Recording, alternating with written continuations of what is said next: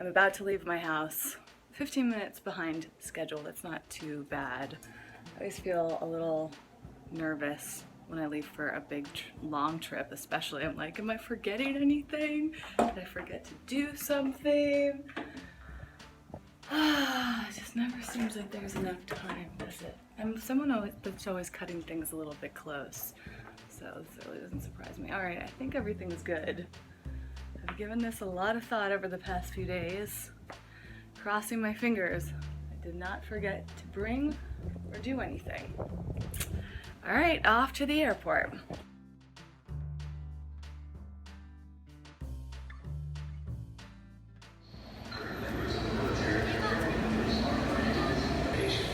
Thanks for the ride.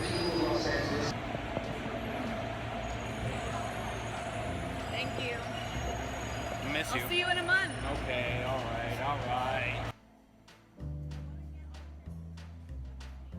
All checked in for the flight. That was super smooth. Now I can relax a little bit. My flight doesn't leave for over an hour.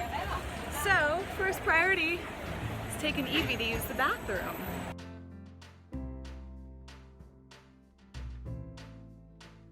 I just realized that I'm not entirely home free with this flight yet because I still have to go through TSA.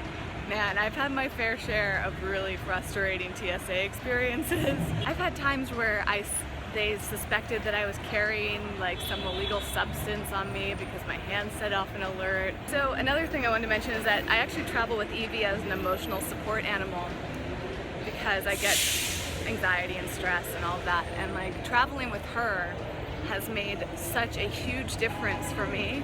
She gets to sit on my lap and everything, and having her at the airport with me just kind of like gives me something else to focus on instead of like worrying about my flight and all these other variables and all. Whew, but I have anxiety right now about going through TSA.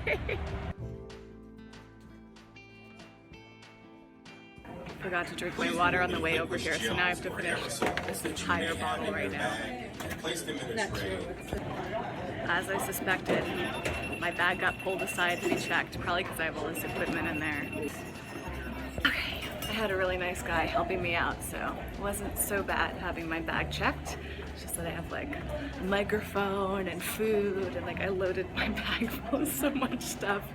Oh my gosh, I feel a little discombobulated, but I'm relieved to be on my way to the gate with plenty of time to spare. Now I need to go find a place to fill up my water bottle with hopefully filtered water. I don't know if you guys believe in the power of manifestation, but I literally just said to myself, man, I could really use one of those carts to hold all my stuff because it's so heavy. And look what appeared like a moment after I had that thought.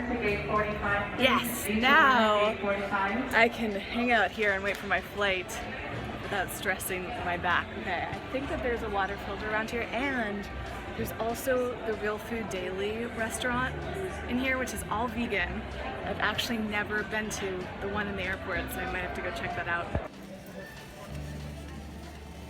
Whoa, Border Grill is here too. They have vegan stuff and lots of organic options. This is like the best terminal ever.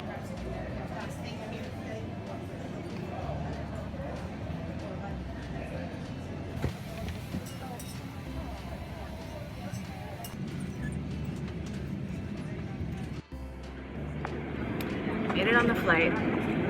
Sadly, I ran out of time to look for filtered water. I looked at a bunch of different places and there weren't a ton of options, so I had to use a water fountain. But water is so important when you're traveling. Some water is better, unfiltered water is better than no water. And I also just don't like buying bottled water, A, because it's so overpriced, but B, because of all the plastic. I don't know, it's always an ongoing debate when I travel, and I'm so frustrated that not all terminals have water stations. So I take back what I said about this being the best terminal ever. There's definitely some drawbacks. I stopped by the Real Food Daily, and their prices were outrageous. They're charging like upwards of $20 for like a simple bowl or sandwich or something. Definitely massive airline surcharges there, but I'm still so grateful that organic plant-based food is in a restaurant. Alright, people are boarding. Put my phone away. I've been sitting on the runway for like 40 minutes.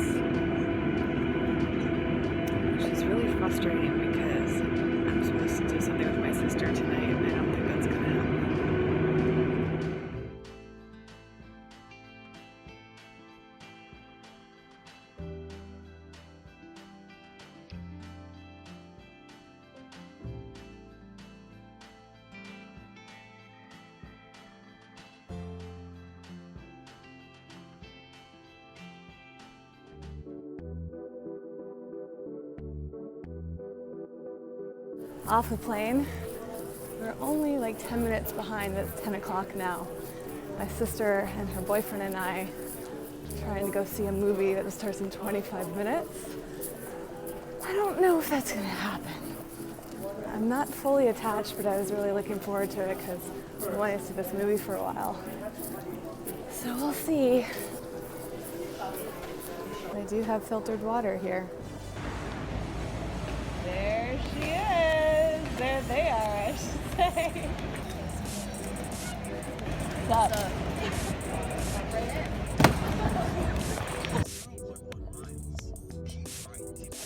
Oh my gosh. We raced to the movie theater. We're so committed to seeing it. And it started like almost 20 minutes ago. So hopefully there have been a ton of previews. What theater is it? No, we don't have time for food.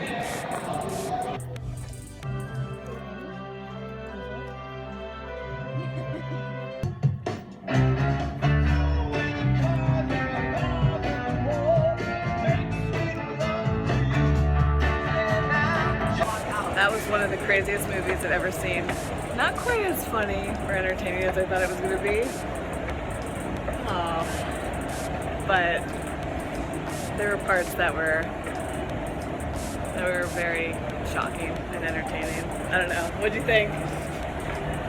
Entertaining. Weird. Painful. You were bored out of your mind. This guy was like fast asleep. Were you bored or just tired? Bored. You were? Yeah. Oh man. You gotta be slightly high to enjoy that. Yeah. The first like 30 minutes of those solid, and then it's just. So it totally was made for stoners to watch.